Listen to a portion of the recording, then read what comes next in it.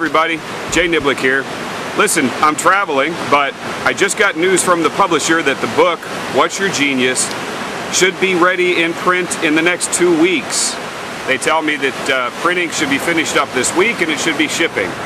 So I'm excited about that. And if you haven't checked out the site yet, I'd like you to go to whatsyourgenius.com.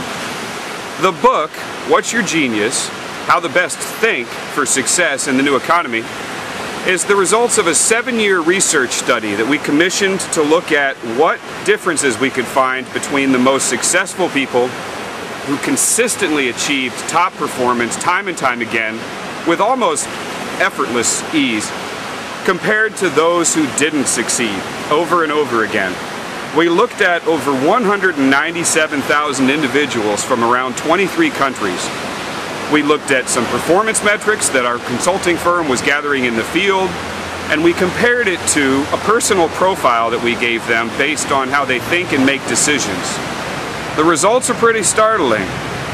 There's 2 key traits that all of the top performers seem to possess that the non-performers, those that struggled, those that tried, had the intelligence, had the same work environment, even in the same roles and education, but didn't achieve similar success. There's 2 traits that everybody we saw statistically possessing. Trait number 1, self-awareness.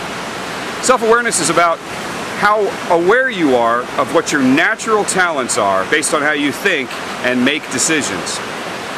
Do you really know those talents inside and out?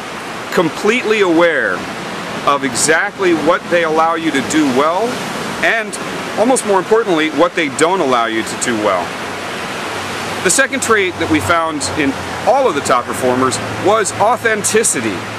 Authenticity is once you know and are aware of what your natural talents are based on how you think and make decisions, how true are you to those talents? That's authenticity. You see, a lot of people assume that the role is sacrosanct and they're sacrificial. When they take a role, they identify things in that role that they must be able to do. They identify gaps between what the role requires for success and what they naturally possess based on decision-making talents.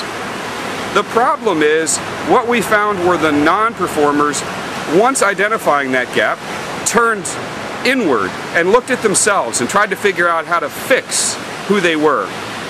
The top performers, on the other hand, assumed that they were sacrosanct and it was the role that was sacrificial. And I don't mean they got rid of the role, I mean instead of changing themselves, they sought to change the role.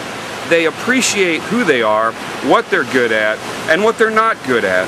And instead of spending a lot of time, as an expert in the field, Dr. Robert Hartman once said, instead of trying to put in what God left out, they work with what He put in.